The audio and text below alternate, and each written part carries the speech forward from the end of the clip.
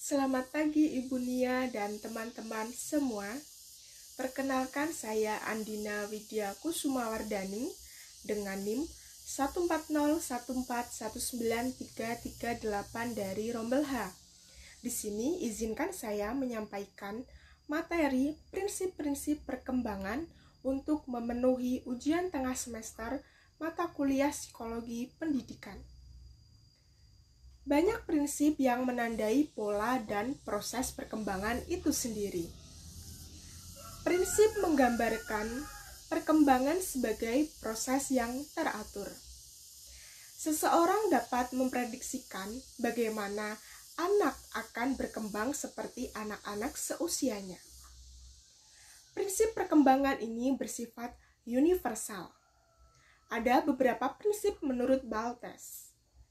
Yang pertama, perkembangan ini terjadi sepanjang hayat, yakni terjadi sepanjang hidup manusia dan tidak akan terjadi sebelum seorang lahir.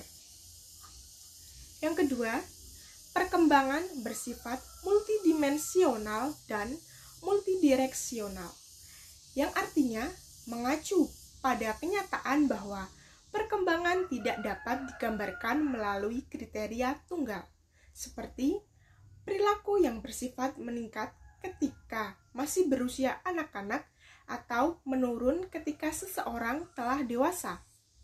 Sedangkan multidireksional sendiri, hasil perkembangan dicapai melalui berbagai cara dan perkembangan itu terdiri dari berbagai kemampuan yang dimilikinya.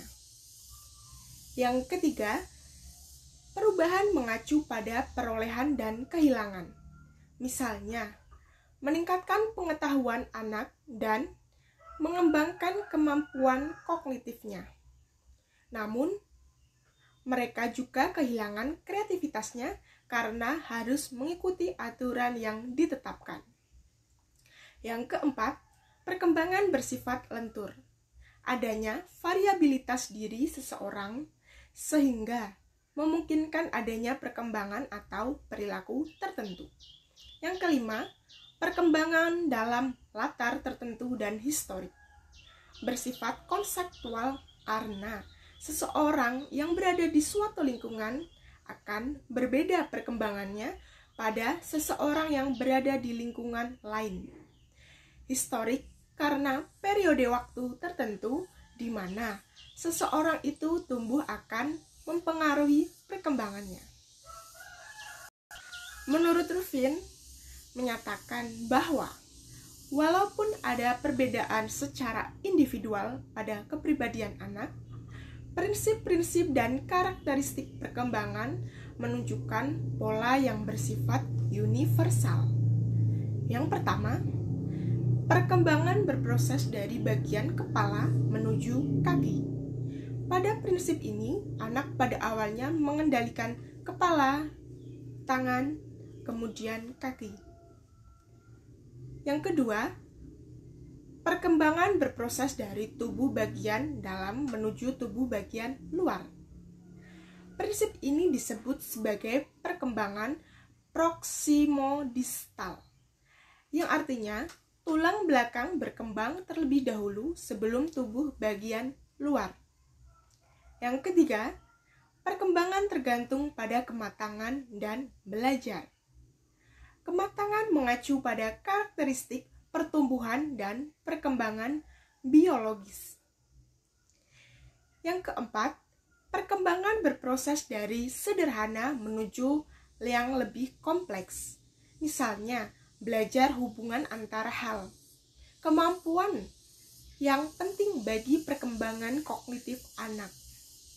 Yang kelima, pertumbuhan dan perkembangan merupakan proses yang berkesinambungan, yakni berkembang dan menambah keterampilan yang diperoleh sebelumnya. Kemudian keterampilan baru menjadi dasar yang lebih kompleks. Yang keenam, pertumbuhan dan perkembangan berproses dari kecakapan umum ke kecakapan spesifik. Dalam perkembangan motorik, bayi mampu menggenggam objek dengan kedua tangannya sebelum mampu memegang dengan satu tangan. Yang ketujuh, tingkat pertumbuhan dan perkembangan bersifat individual.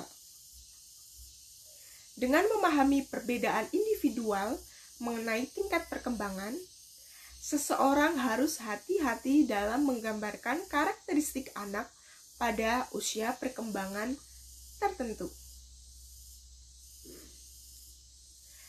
Itu yang dapat saya sampaikan, kurang lebihnya terima kasih. Sekian dan terima kasih.